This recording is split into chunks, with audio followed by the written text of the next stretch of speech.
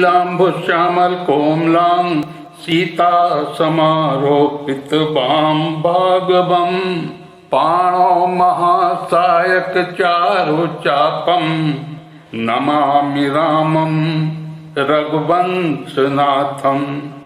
श्री गुरु चरण सरोज रज निज मन मुकुर सुधारि बरनउँ रघुबर बिमल जसु जो दायको फल चारि। परवराव कहि कोटि विधि काहे करसि निदान कपट सयानि न कहत कछु जागति मनहु मसानु।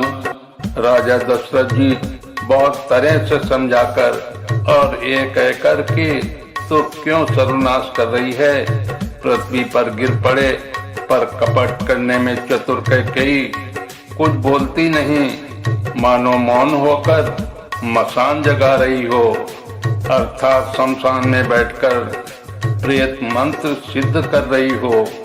राम राम रट बिकल भुआलो जन बिनु पंख विहंग बिहालो। हृदय मनाव भोरु जनि होई राम ही जाई कहई जनि कोई। उदव करहु जनि रवि रघुकुल गुरु अबध बिलो की सूल होई हैं और भूप प्रीति कई कई कठिनाई। ओभय अबधि विधि रखी बनाई बिलपत न पही भयउ बिनु तारा। बीना बेनु शंख धुनि द्वारा पढ़ई भाट गुण गावहि गायक। सुनत न पहि जनु लागहि सायक मंगल सकल सोहाई न कैसे सहगामिनी विभूषण जैसे। तेहि निस नींद परी नहीं काहू राम दरस लाल साहु छाहू। राजा राम राम रट रहे हैं और ऐसे व्याकुल हैं जैसे कोई पक्षी पंख के बिना बेहाल हो। वे अपने हृदय में मानते हैं कि सवेरा न हो और कोई जाकर श्री रामचंद्र जी को ये बात न कहे। हे रघुकुल के गुरु सूर्य भगवान, आप अपना उदय न करें। अयोध्या को बेहाल देखकर आपके हृदय में बड़ी पीड़ा होगी। राजा की प्रीति और कैकेयी की निष्ठुरता दोनों को ब्रह्मा जी ने सीमा तक रखकर बनाया है, अर्थात राजा प्रेम की सीमा है और कैकेयी निष्ठुरता की। विलाप करते करते ही राजा को सवेरा हो गया। रात द्वार पर बीणा बांसुरी और शंख की ध्वनि होने लगी। भाट लोग वृंदावली पढ़ रहे हैं और गवैये गुणों का गुणगान कर रहे हैं। सुनने पर राजा को वे बाण जैसे लगते हैं।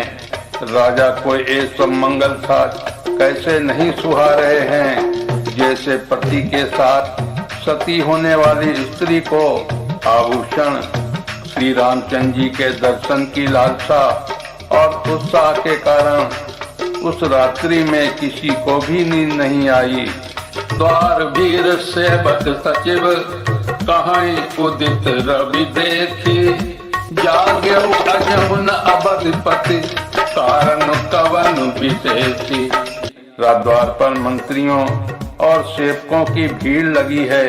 वे सब सूर्य को उदय हुआ देखकर कहते हैं कि ऐसा कौन सा विशेष कारण है कि अवधपति दशरथ जी अभी तक नहीं जागे। पछिले पहर भूप नित जागा आजो हमहि बड़ अचरज लागा। जाओ सुमंत जगावहु जाई कीजियो काज रजाय सुपाई। गए सुमंत तब राउर माही देखी भयावन जात डराही। धाई खाई जनु जाई नहेरा मनहु विपत्ति विषाद सवेरा। पूछे को न उतरु देई गए जेहि भवन भूप कैकेयी।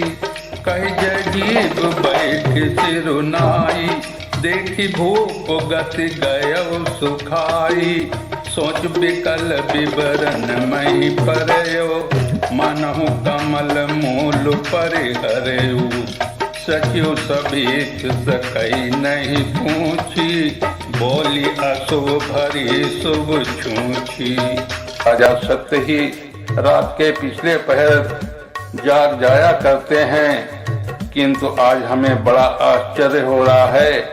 हे सुमंत्र, जाओ जाकर राजा को जगाओ, उनकी आज्ञा पाकर हम सब काम करें। तब सुमंत्र राजमहल में गए, पर महल को भयानक देखकर वे जाते हुए डर रहे हैं। ऐसा लगता है मानो दौड़कर काट खाएगा, उसकी ओर देखा भी नहीं जाता, मानो विपत्ति और विषाद ने वहां डेरा डाल रखा हो। पूछने पर कोई जवाब नहीं देता। वे उस महल में गए जहां राजा और कैकेयी थे। जय जीत कहकर सिर नवाकर वंदना करके बैठे और राजा की दशा देखकर तो वे सूख ही गए। देखा कि राजा सोच में व्याकुल हैं, चेहरे का रंग उड़ गया है, जमीन पर ऐसे पड़े हैं मानो कमल जड़ छोड़कर जड़ से उखड़कर मुरझाया पड़ा हो। मंत्री मारे डर के कुछ पूछ नहीं सकते। तब अशुभ से भरी हुई और शुभ से विहीन कैकेयी बोली, परी न राजहि नींद निशि, हे तो जान जगदीश, राम राम रति भोर किए, काई न मरम महीसु। राजा को रात भर नींद नहीं आई, इसका कारण जगदीश्वर जाने। इन्होंने राम राम रटकर सवेरा कर दिया, परंतु इसका भेद राजा कुछ भी नहीं बतलाते। आनहु राम ही बेगी बुलाई, समाचार तब पूछो आई, चलो सुमंत राय रुख जानी, लखी कुचाल कीन्ही कछुरानी, सोच विकल मग परई न पाऊ, राम ही बोली कहीं का राऊ, उर्धर धीरज गयऊ दुआरे, पूछहि सकल देखी मनु मारे, समाधान करी सो सब ही का, गयौ जहाँ दिन कर कुल टीका, राम सुमंत्र ही आवत देखा, आदरु कीनी पिता समलेखा, निरखी बदन कही भूप रजाई, रघुकुल दीप ही चले उलवाई, राम को भांति सचिव संग जाही, देखी लोग जह तह बिल खाही। तुम जल्दी राम को बुला लाओ, तब आकर समाचार पूछना। राजा का रुख जानकर सुमंत्र जी चले, समझ गए कि रानी ने कुछ कुचाल की है। सुमंत्र सोच से व्याकुल हैं, रास्ते पर पैर नहीं पड़ता, आगे नहीं बढ़ता। सोचते हैं राम जी को बुलाकर राजा क्या कहेंगे। किसी तरह हृदय में धीरज धरकर वे द्वार पर गए। सब लोग उनको उदास देखकर पूछने लगे। सब लोगों का समाधान करके किसी तरह समझा बुझाकर सुमंत्र वहां गए जहां सूर्यकुल के तिलक श्री रामचंद्र जी थे। श्री रामचंद्र जी ने सुमंत्र को आते देखा तो पिता के समान समझकर उनका आदर किया। श्री रामचंद्र जी के मुख को देखकर और राजा की आज्ञा सुनाकर वे रघुकुल के दीपक श्री रामचंद्र जी को अपने साथ लिवा चले। श्री रामचंद्र जी मंत्री के साथ बुरी तरह से जा रहे हैं। ये देखकर लोग जहाँ तहाँ विषाद कर रहे हैं। जाय दीख रघुवंश मणि, नरपति ने पट कुसाजु, सहम पर लखी सिंधनी, मनो गज गजराजु। रघुकुल मणि श्री रामचंद्र जी ने जाकर देखा कि राजा अत्यंत ही बुरी हालत में पड़े हैं। मानो सिंगनी को देखकर कोई बूढ़ा गजराज सहम कर गिर पड़ा हो। सूखें अधर जाय सब अंगो, मनहु दीन मनहीन भुअंगु, सरसु समीप दीखि कैकेयी, मानहु मीचु धरि गनि लेई, करुणामय मृदु राम सुभाऊ, प्रथम देखि दुख सुना न काऊ, तदपि धीर धरि समय विचारी, पूछी मधुर बचन महतारी, मोहि कहो मातु तात दुख कारण, करिउ जतन जय होय निवारण, सुनहु राम सब कारण एहु, राजहि तुम पर बहुत स्नेहु, देन कहसी मोहि दुई वरदाना, मांगे जो कछु मोहि सुहाना, सो सुनि भयउ भूप पुर सोचू, छाड़ी न सकहीं तुम्हार संकोचू। राजा के होंठ सूख रहे हैं और सारा शरीर जल रहा है, मानो मणि के बिना सांप दुखी हो रहा हो। पास ही क्रोध में भरी हुई कैकेयी को देखा, मानो साक्षात मृत्यु ही बैठी राजा के जीवन की अंतिम घड़ियां गिन रही हो। श्री रामचंद्र जी का स्वभाव कोमल और करुणामय है। उन्होंने अपने जीवन में पहली बार यह दुख देखा, इससे पहले कभी उन्होंने दुख सुना भी न था। तो भी समय का विचार करके हृदय में धीरज धरकर उन्होंने मीठे बच्चों से माता कैकेयी से पूछा, हे माता, मुझे पिताजी के दुख का कारण कहो, ताकि जिससे उसका निवारण हो और वो यत्न किया जाए। कैकेयी ने कहा, हे राम, सुनो, सारा कारण यही है कि राजा का तुम पर बहुत स्नेह है। इन्होंने मुझे 2 वरदान देने को कहा था। मुझे जो कुछ अच्छा लगा वही मैंने मांगा। उसे सुनकर राजा के हृदय में सोच हो गया, क्योंकि ये तुम्हारा संकोच नहीं छोड़ सकते। सुत स्नेह इत बचन उत, संकट परेउ नरेशु, सकौ आयस धरऊ सिर, मेटहु कठिन कलेशु। इधर तो पुत्र का स्नेह है और उधर वचन प्रतिज्ञा। राजा उसी धर्म संकट में पड़ गए हैं। यदि तुम कर सकते हो तो राजा की आज्ञा शिरोधार्य करो और इनके कठिन क्लेश को मिटाओ। निधरक बैठि कहै कटुबानी, सुनत कठिनता अति अकुलानी। जीभ कमान बचन सर नाना, मनु महिप मृदु लक्ष्य समाना। जन कठोर पनु धरे शरीरो, सिखई धनुष विद्या बर वीरू। सब प्रसंग रघुपति ही सुनाई, बैठी मनहु तनु धरि निठुराई। मन मुस्काई भानु कुल भानु, राम सहज आनंद निधानु। बोले बचन विगत सब दूषण, मृदु मंजुल जनु बाग विभूषण।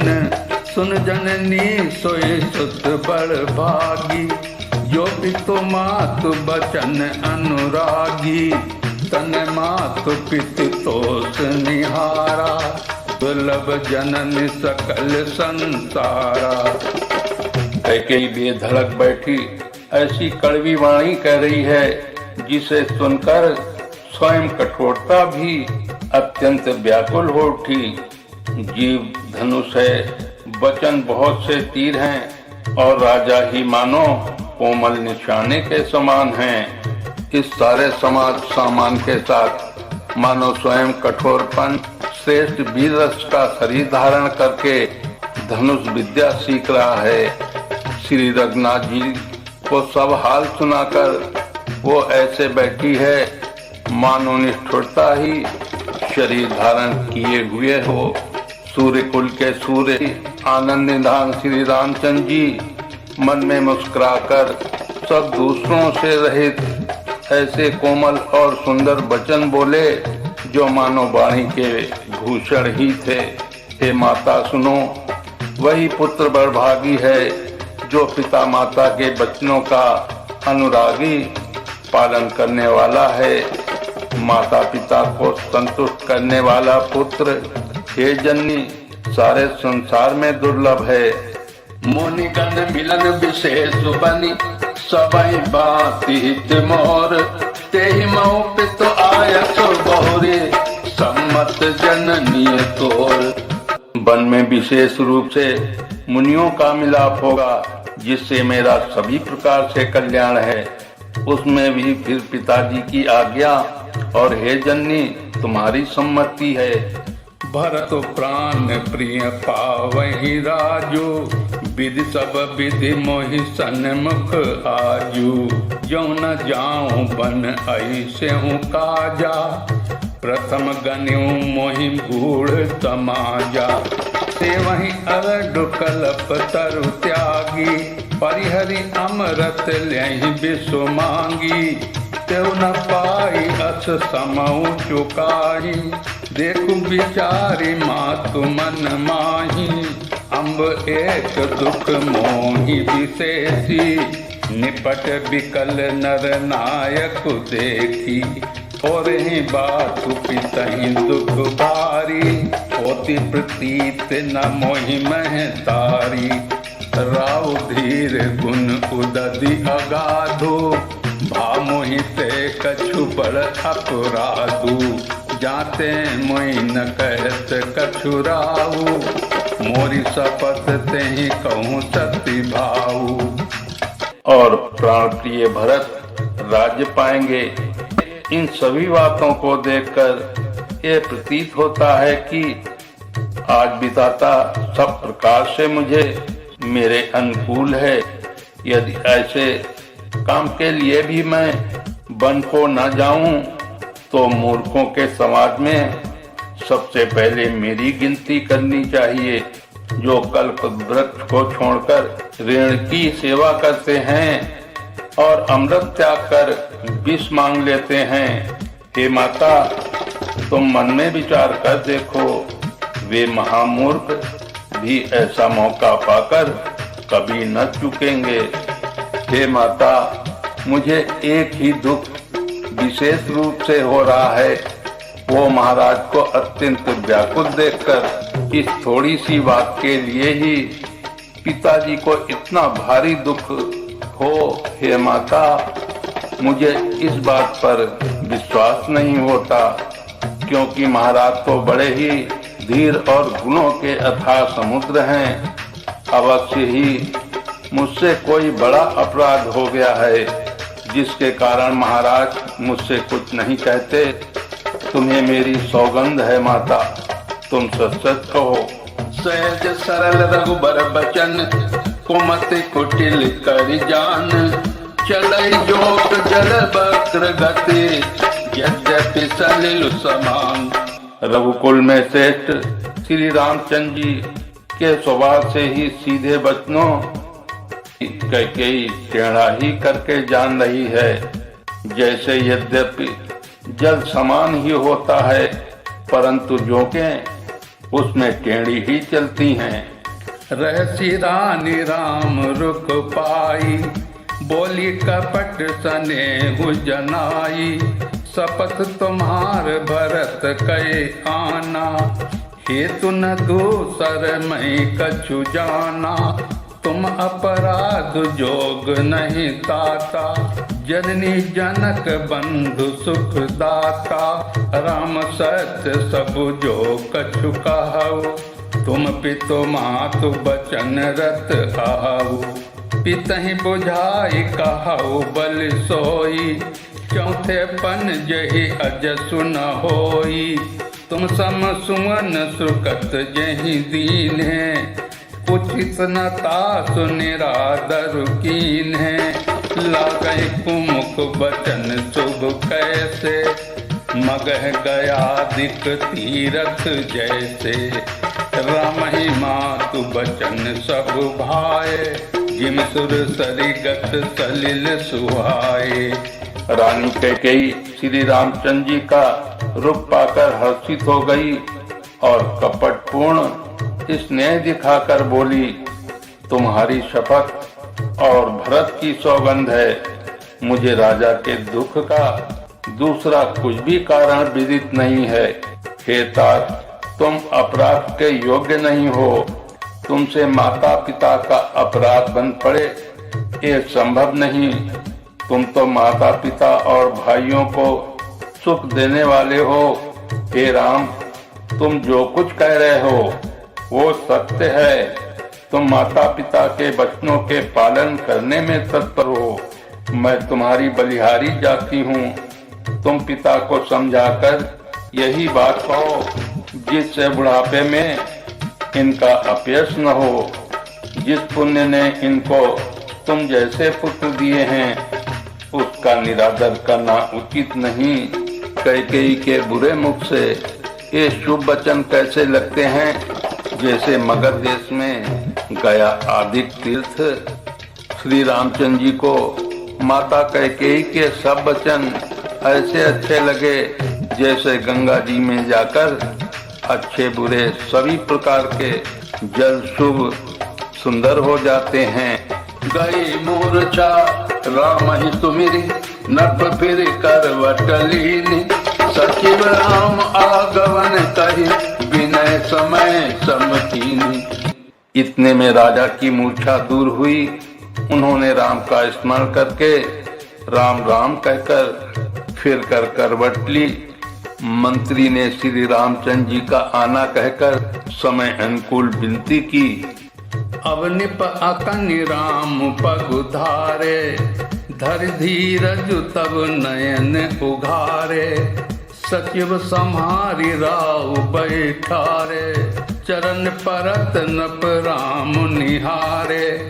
लिय स्नेह बिकल उरलाई, गय मनि मनौ फन की फिर पाई।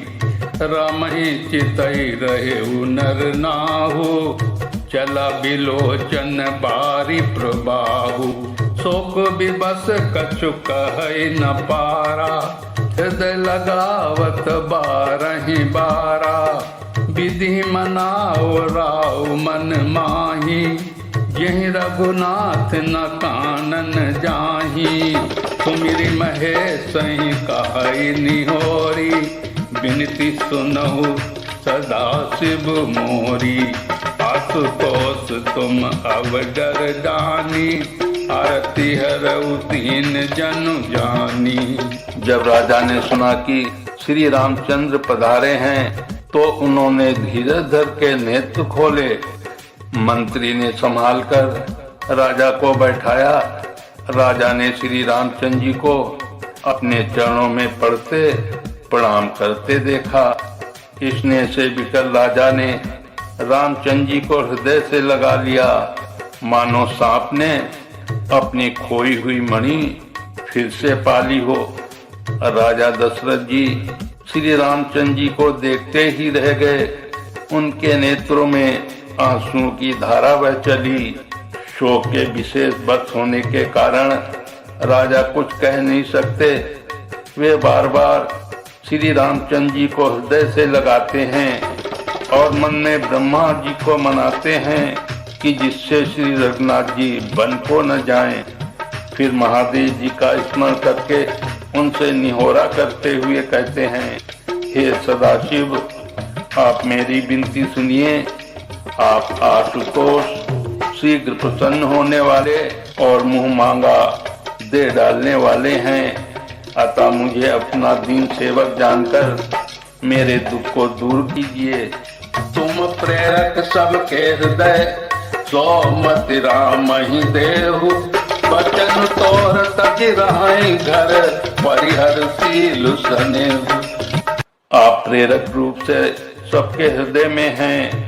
आप श्री रामचंद्र जी को ऐसी बुद्धि दीजिए जिससे वे मेरे वचन को त्याग कर और शील स्नेह को छोड़कर घर में ही रह जाएं। बोलिए श्यापति रामचंद्र की जय, उमापति महादेव की जय, कवि तुलसीदास की जय।